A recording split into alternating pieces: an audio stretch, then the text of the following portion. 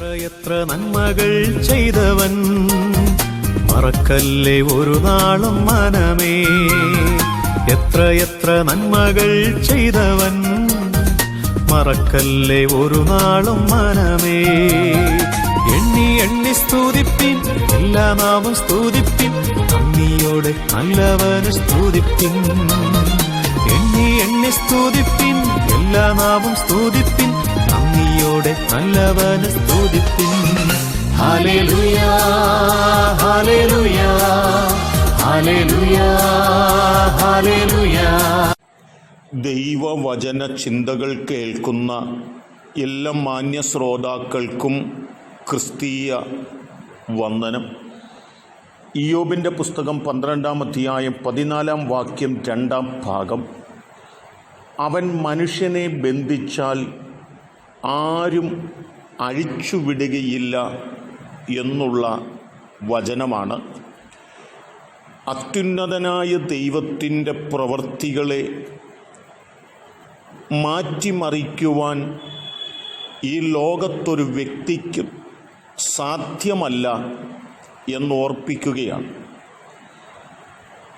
ദൈവത്തിൻ്റെ തിരുവചനം നാം പരിശോധിച്ചു നോക്കുമ്പോൾ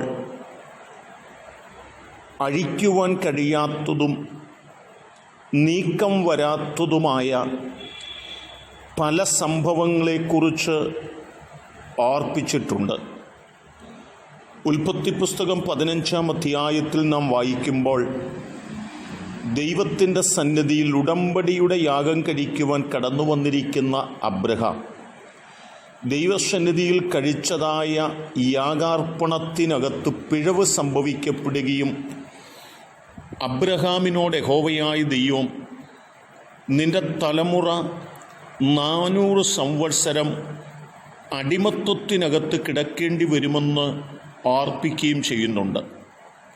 എന്നാൽ ആഴമായ പ്രതിസന്ധികളുടെ നടുവിൽ രക്ഷപ്പെട്ട് മിസ്രൈമിൽ നിന്ന് അവരുടെ പിതാക്കന്മാരുടെ അവകാശ ഭൂമിയിലേക്ക് കടന്നു പോകുവാൻ ആഗ്രഹിക്കുന്ന ഇസ്രായേൽ മക്കൾക്ക് ഒരു തലത്തിലും അത് നേടിയെടുക്കാൻ കഴിയാതെ വരികയും 400 സംവത്സരങ്ങൾക്ക് ശേഷം അവിടെ നിന്ന് ജനം മടങ്ങി വരുന്നതും കാണുകയാണ്.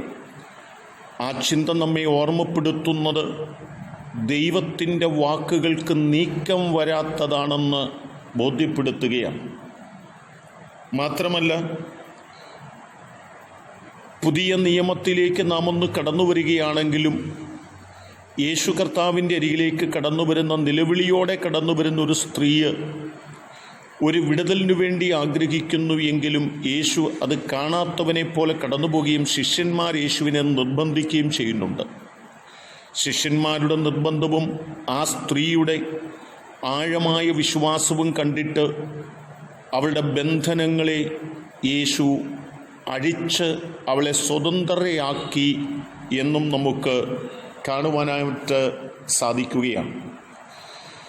യോഹന്നാൻ എഴുതിയ 1-ാം ലേഖനം 3-ാം അധ്യായം 8-ാം വാക്യം വായിക്കുമ്പോൾ അവിടെ കാണുന്നത്, പിശാച് ആദി മുതൽ പാപം ചെയ്യുന്നുവല്ലോ, പിശാചിൻ്റെ പ്രവൃത്തികളെ അഴിപ്പാൻ തന്നെ ദൈവപുത്രൻ പ്രത്യക്ഷനായി എന്ന് വായിക്കുകയാണ്.